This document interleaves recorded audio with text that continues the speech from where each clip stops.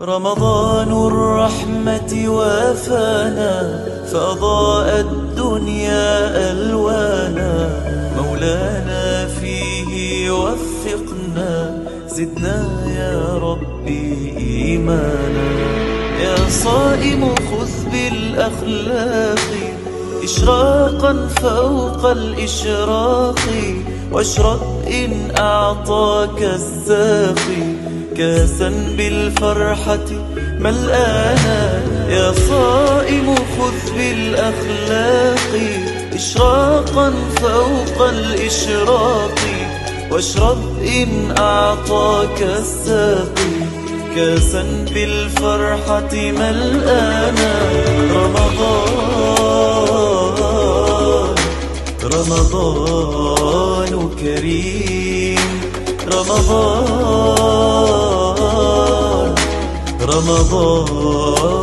كريم. Assalamu alaikum wa rahmatullahi wa barakatuh. Bienvenue à tous, Inch'Allah, pendant ce mois béni de Ramadan. Et on remercie Allah Azza wa Jal qui nous a tous réunis durant cette nuit, Inch'Allah, une des nuits de Ramadan.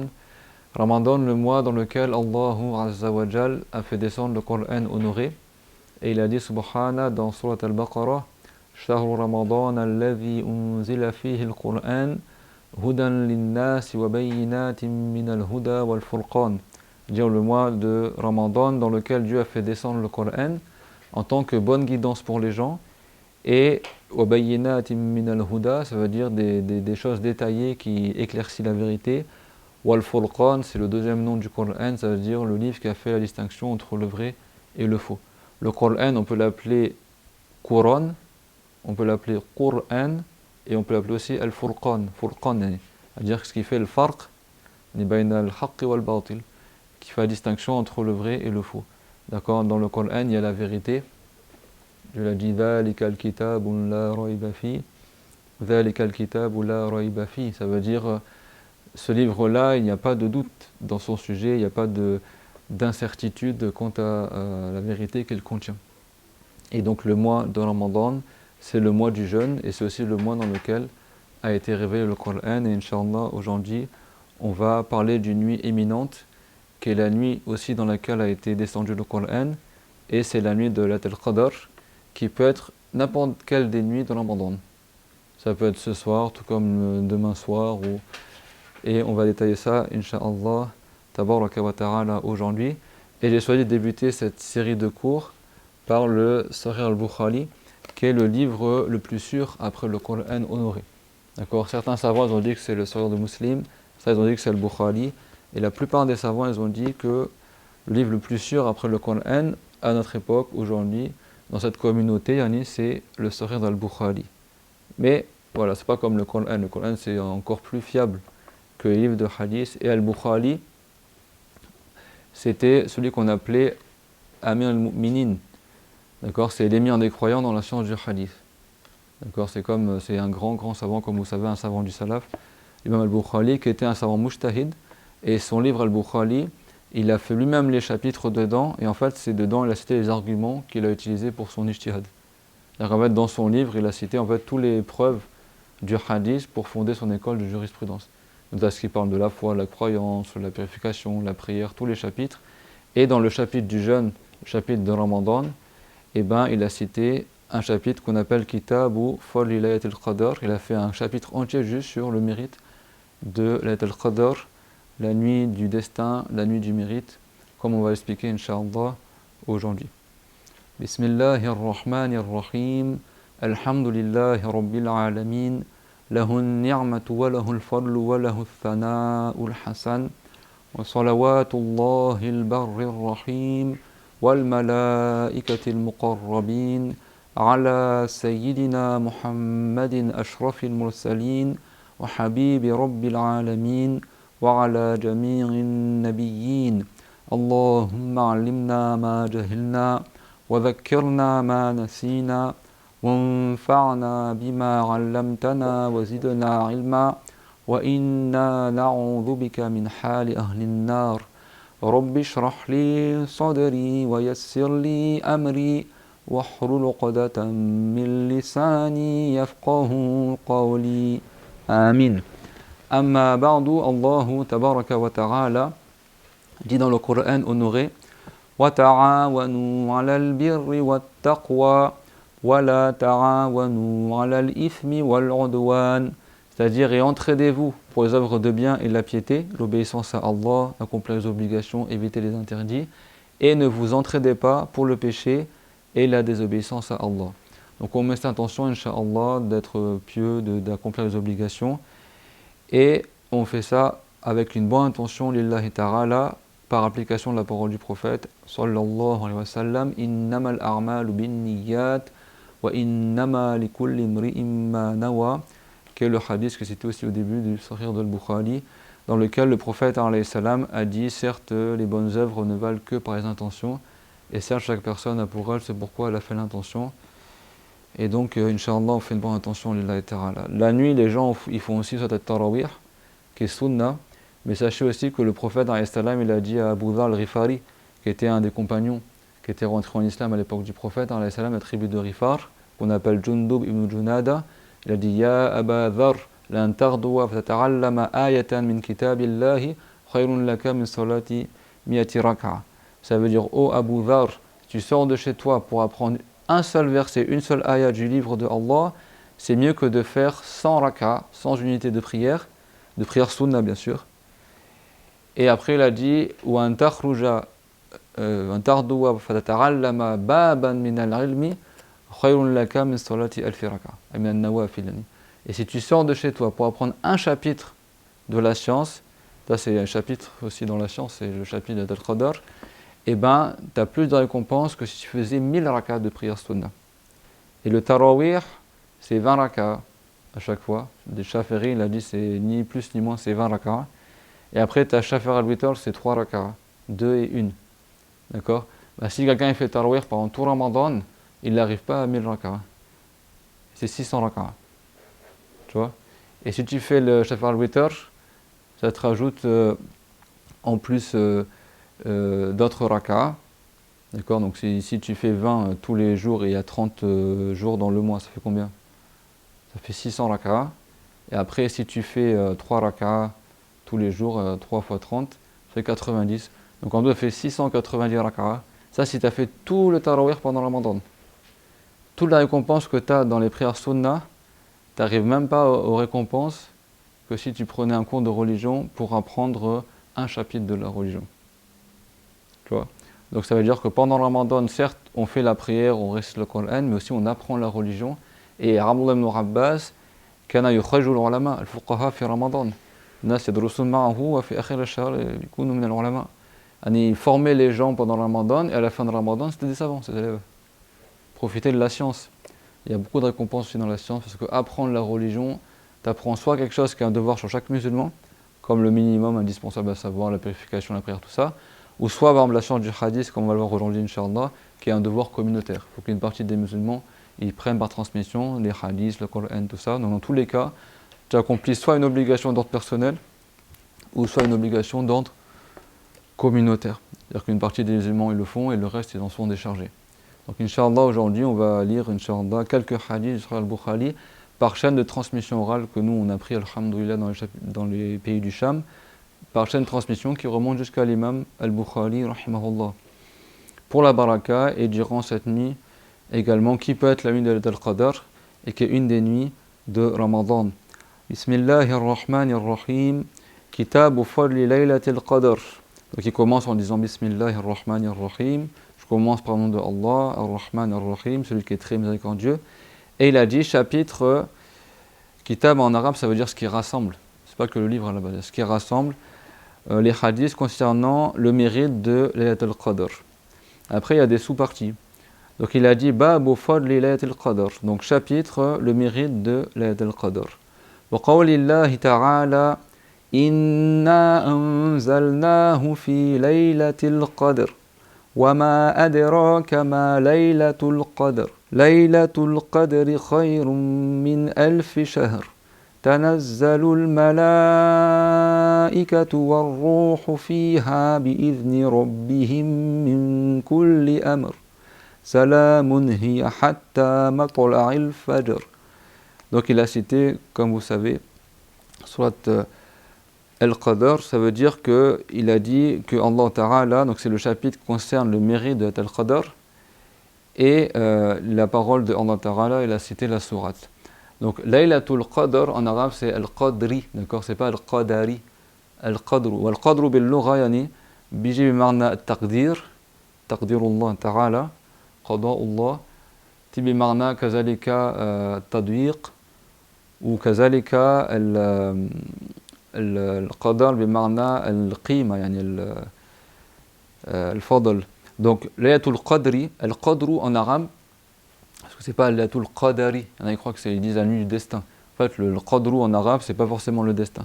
Ça veut dire soit le mérite, soit la restriction, le fait que tu restreins quelque chose, que tu rends étroit quelque chose. Et également ça vient dans le sens aussi la prédestination. D'accord? Donc en fait, la nuit du destin, ou Laylatul Qadr, on l'appelle Laylatul Qadru parce que c'est une nuit où les actes des esclaves ils sont élevés, et donc c'est une nuit où il y a un grand mérite. Donc on pourrait l'appeler la nuit du mérite, si tu traduis. Mais également, tu peux traduire dans le sens la nuit où c'est étroit, parce que tellement il y a des anges qui descendent lors de Laylatul Qadr, que c'est comme si la terre elle devient étroite, qu'il n'y a plus assez de place tellement il y a des anges qui descendent. Donc on l'appelle Laylatul Qadr. D'accord? Faqadara alayhi rizqa, dans le Coran, Dieu a dit qu'il a restreint la subsistance pour certaines personnes. En arabe, il a dit Qadara. Qadara, des fois, ça veut dire avoir la puissance sur quelque chose, mais des fois, ça veut dire aussi restreindre et limiter. Dayyaqa. D'accord? Et donc, c'est comme si Ka'anna al-arda tadiq. C'est comme si la terre elle devient étroite, tellement il y a des milliers d'anges qui descendent que c'est comme s'il n'y a plus de place. Parce que les anges sont très très nombreux.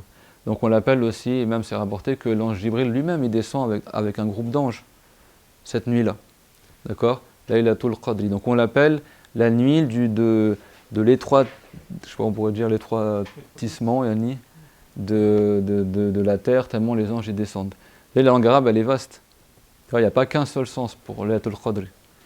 Et aussi, Qadru en arabe, ça peut être dans le sens de Qadar. Qadar, c'est la prédestination.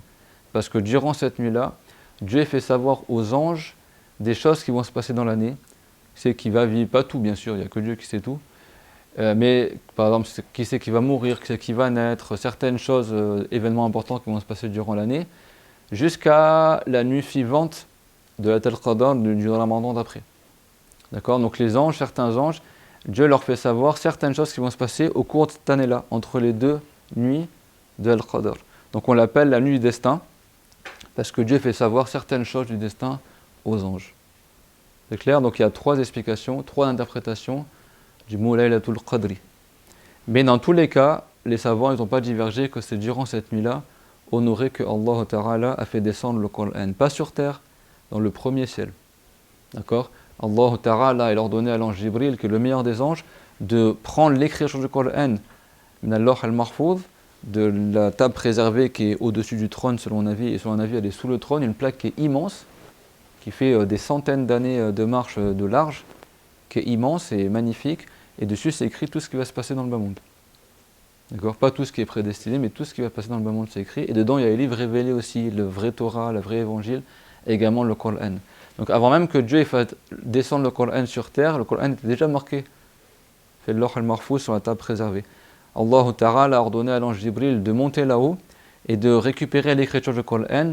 Et tout le Coran, son écriture a été descendue dans le premier ciel, dans une maison qu'on appelle Baytul Izza, d'accord, la maison de la gloire. Et après, au fil des événements, sur 20 ans, l'ange Jibril, il allait voir le prophète Muhammad alayhi salam, et lui révéler des fois une ayah, deux ayahs, trois ayahs, une sourate, une partie de sourate, en fonction des différents événements qui se passaient durant 20 années. Et à la fin des 20 ans, après, une fois que tout le Coran a été descendu, l'ange Jibril alayhi salam, il a enseigné au prophète Mohammed dans quelle ordre tu classes les sourates, ça c'est la partie de ça, ça c'est ça. Parce qu'il y a des choses qui ont changé au fur et à mesure de la révélation. Le Coran il a été modifié par Allah Ta'ala par la révélation. Des fois il y a des parties de sourates qui ont été effacées, des parties qui ont été rajoutées. Donc le Coran comme ça, durant la révélation, il s'est modifié. Parce que des fois, tu as des sourates, ça parle de certaines guerres, après ça parle d'autres choses, des jugements, après ces jugements ont changé, donc d'autres ayats qui sont descendus. D'accord? Et donc, c'est comme ça, sur 20 années, mais tout le Coran, en fait, était déjà écrit à l'avance. Mais ça a été révélé au prophète Mohammed oralement, petit à petit, comme on le verra, Inch'Allah, au fil de ce cours, Inch'Allah.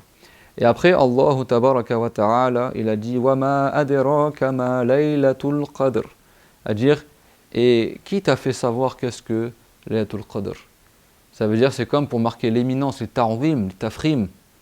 Yani, qu'est-ce que tu sais, toi, de Laylatul Qadr? Ça veut dire que c'est une nuit éminente. Et pourquoi cela? Laylatul Qadri khayrun min alfi shahr. Ça veut dire la nuit de Al-Qadr, elle est meilleure que 1000 mois. 1000 mois, ça fait à peu près 80 ans et quelques années. D'accord? C'est très très long. 1000 mois, c'est-à-dire 1000 mois dans lesquels il n'y aurait pas Laylatul Qadr. C'est-à-dire les actes que tu fais d'adoration durant cette nuit-là, tu as des récompenses similaires à des mois et des mois d'actes d'adoration. Il y a beaucoup de récompenses. Et même si quelqu'un ne savait pas que c'était Laylatul Qadr, il a beaucoup de récompenses. Mais si tu la vois pour de vrai, tu as encore plus de récompenses. Parmi les signes de Laylatul Qadr, c'est que certains ils voient les anges descendre. Les anges ils sont magnifiques, des fois tu les vois sous forme de lumière colorée ou choses comme ça.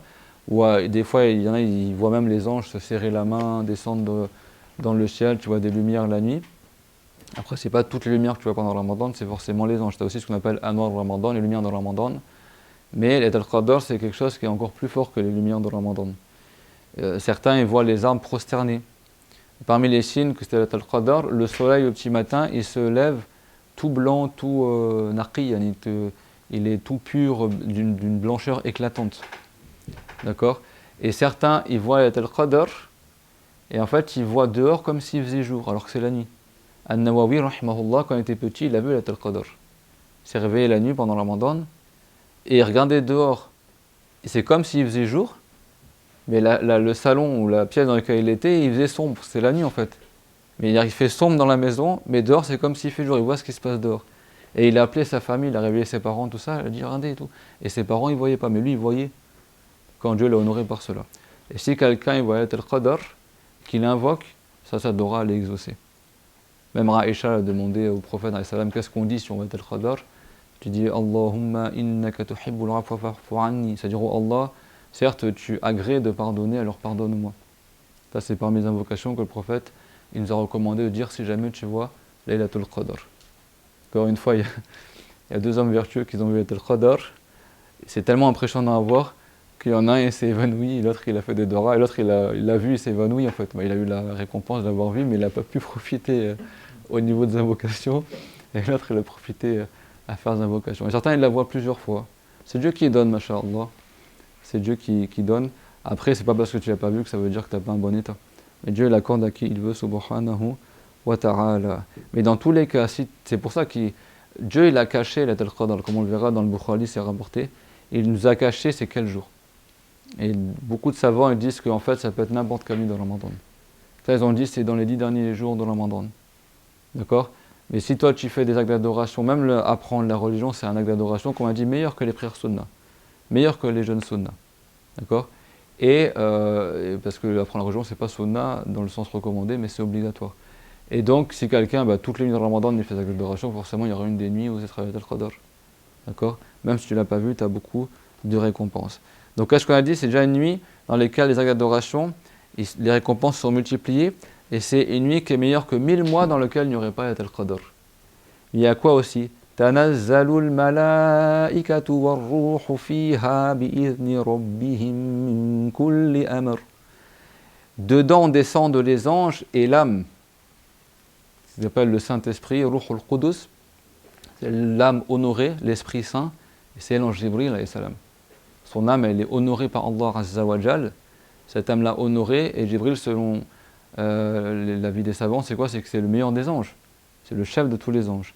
Et après Jibril, c'est l'ange Israfil, et certains ont dit que c'est Mikaïl.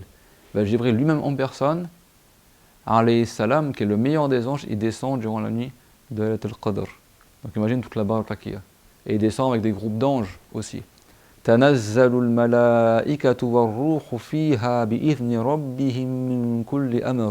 Ils descendent par la volonté de Allah Azza wa Jal, et Dieu leur donne aux anges de faire certaines choses durant cette nuit-là, et donc ils descendent avec les ordres de Allah durant cette nuit-là sur terre. Donc il y a énormément de baraka, au point que Dieu l'a dit « Salamun hiya hatta matla'il fajr » c'est une paix et une quiétude jusqu'à la levée de l'aube. Certains savants ont dit ça veut dire que c'est une paix, ça veut dire que Dieu il fait en sorte qu'il y a beaucoup de bien qui a lieu durant cette nuit-là, et les shayatines ne sont pas envoyés durant cette nuit-là. La tursalu shayatin fi hazil layla. Ils ont dit que les shaytans ils sont bloqués durant cette nuit-là et ils ne sont pas envoyés. De toute façon, pendant le Ramadan, vous savez, les portes de l'enfer sont fermées, les portes du paradis s'ouvrent, et les gros djinns, les gros shaytans, les gros diables, ils sont enchaînés. D'accord? Donc en général, les gens sont plus enclins vers le bien, parce qu'il y a beaucoup de baraka dû aussi à ce fait-là. Les anges y descendent, et également les djinns ne sont pas envoyés durant cette nuit-là, et il y a beaucoup de bien qui a lieu. Donc dans le Coran, Dieu l'a dit « Wama aderaka », ça veut dire « bil mardi », et qui t'a fait savoir c'est quoi al-Qadr? Et des fois, dans le Coran, c'est Wama yudrika, c'est qu'est-ce qui te fait savoir au présent. Et donc, qu'est-ce qu'a dit al-Bukhari? Qala ibn Uyayna, ma kana fil Qur'ani ma adraka faqad a'lamahu. يعني الرسول أعلمه فالله تعالى يذكره من باب التعظيم وما قال وما يدريك فإنه لم يعلمه. فإذا dans le Coran, si Dieu dit ma adraka et qui t'a fait savoir, ça veut dire que là Dieu s'adresse au prophète Mohammed au sujet d'une chose que le prophète savait déjà. Tu vois? Et donc Dieu il fait le rappel, en gros, toi-même tu sais c'est quoi al-Qadr, tu connais à quel point elle est imminente. Et quand dans le Coran c'est Wama yudrika, et qu'est-ce qui te fait savoir au présent, c'est-à-dire que le prophète il ne le savait pas. Tu as vu la science de la religion? Bon, en arabe, tu t'entends en arabe, tu ne vas pas savoir forcément qu'est-ce qui est visé. Mais dans le Coran c'est comme ça. Comme le mot sultan, par exemple, sultan en arabe, le sultan ça veut dire à la base le gouverneur, des fois ça veut dire aussi sultan, des fois ça veut dire al-hujja, l'argument. Quand tu dis ma anzalallahu bihi min sultan, que Dieu n'a pas fait descendre un sultan pour ça, ça veut pas dire qu'il n'a pas fait descendre un gouverneur. Ça veut dire ces gens-là ont dit des choses qu'il n'y a pas un argument à son sujet qui a été révélé par Allah. Ils disent des choses qu'il n'y a pas de preuve. Qul hatu burhanakum in kuntum sadiqin. Dieu l'a dit, dites amenez votre preuve si vous êtes véridique. Et bien Ibn Abbas il disait kullu sultanin fil Qur'an hujja. À chaque fois que tu as le mot sultan dans le Coran, ça veut dire l'argument. Hujja.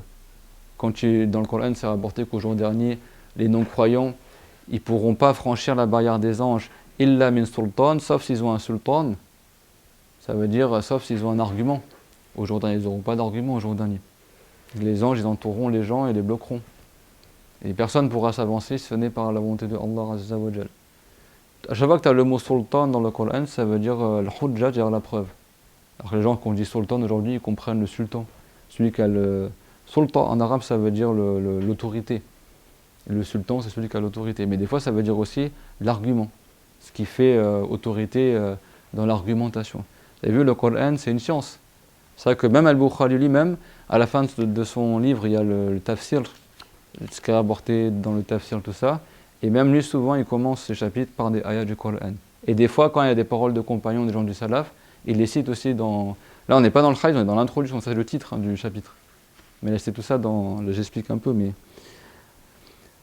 قال رحمه الله حدثنا علي بن عبد الله قال حدثنا سفيان قال حفظناه وإنما حفظ من الزهري عن أبي سلمة عن أبي هريرة رضي الله عنه عن النبي صلى الله عليه وسلم أنه قال من صام رمضان إيمانا واحتسابا غفر له ما تقدم من ذنبه ومن قام ليلة القدر إيمانا واحتسابا غفر له ما تقدم من ذنبه تابعه سليمان ibn Kathir عن الزهري.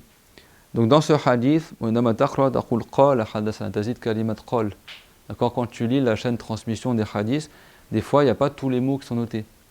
Et en fait tu rajoutes le mot qal, dire il a dit, un tel m'a rapporté ça, il a dit, tu vois, tu rajoutes qal comme ça c'est la manière de lire dans le hadith, il n'y a pas forcément qal.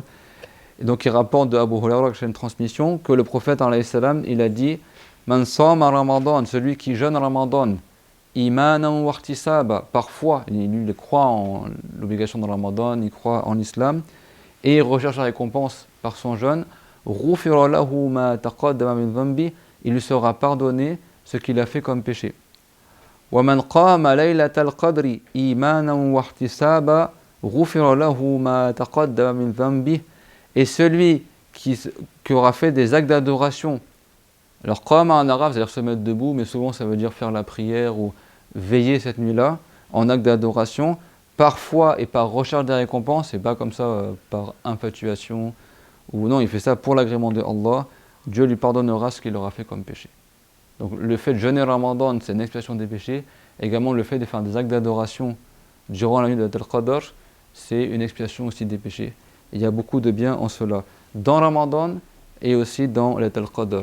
Alors pourquoi les savants ils ont dit Dieu il a voilé Laylatul Qadr, on ne sait pas exactement quand c'est, même si souvent c'est le 27, mais pas tout le temps. On n'a pas le droit de dire c'est tout le temps le 27. D'accord, ça peut être n'importe quelle nuit de Ramadan. Certains ils ont dit c'est les 10 derniers jours, certains ils ont dit c'est les nombres impairs comme le prophète l'a dit alayhi salam, mais il a dit la plupart du temps c'est dans les 10 derniers jours. Mais ça peut être au début de Ramadan ou au milieu, certains savants ils ont dit. Et bien les savants ils ont dit comme ça, toutes les nuits de Ramadan, tu es motivé à faire des actes d'adoration. Parce que tu dis peut-être c'est ce soir, Laylatul Qadr, peut-être c'est demain. Donc tu ne veux pas manquer Laylatul Qadr, donc tu fais des actes d'adoration pendant toute la nuit. Et le prophète l'a dit dans le hadith, comme on le verra, Inch'Allah, il a dit Dieu il m'a fait oublier quand est-ce qu'aura lieu Laylatul Qadr, et il a dit mais peut-être que c'était un bien. Et puisse cela être un bien pour vous. C'est-à-dire que Dieu, dans tout ce qu'il crée, il y a une sagesse. Et Dieu il a voulu que le prophète il oublie quand est-ce que c'était Laylatul Qadr. Comme ça, chacun il essaie de chercher et de faire preuve d'actes d'adoration, et durant toutes les nuits de Ramadan. D'accord ? Parce que tout le mois de Ramadan, il est béni, et c'est le meilleur des mois, le mois dans lequel a été révélé le Coran honoré. Donc on demande à Allah Azza wa Jal qu'il nous fasse profiter de la baraka de Laylatul Qadr et du mois de Ramadan, et qu'Inch'Allah on la voit durant ce mois béni, et qu'il fasse qu'on soit parmi ceux qui sont préservés et libérés du feu de l'enfer durant le mois de Ramadan. وآخر دعوانا أن الحمد لله رب العالمين وصلى الله وسلم على محمد أشرف المرسلين وعلى جميع النبيين وبارك الله فيكم وأحسن الله إليكم.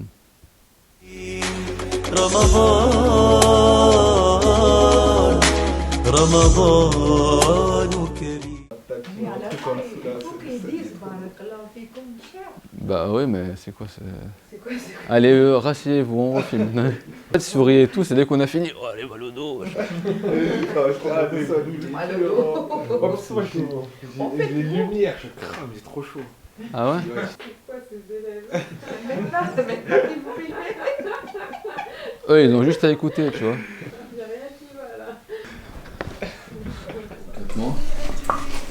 Et après, j'ai su par la suite que lui-même était dans les réseaux. Pour Et manger du coup, bah, il m'a proposé de faire. Ça, c'est fini. carême. On a commencé. Et après, il y a la maman Tania qui nous voir à la fin après. Oui, ma fille, qu'elle l'a vidéo, etc.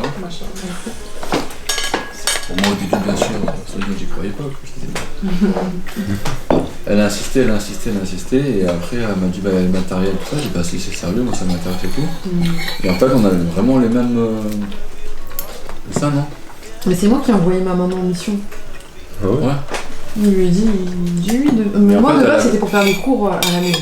Ouais. Au début. Et après, placer la vidéo. فصيامك أنس المطروح وصيامك بلسم للروح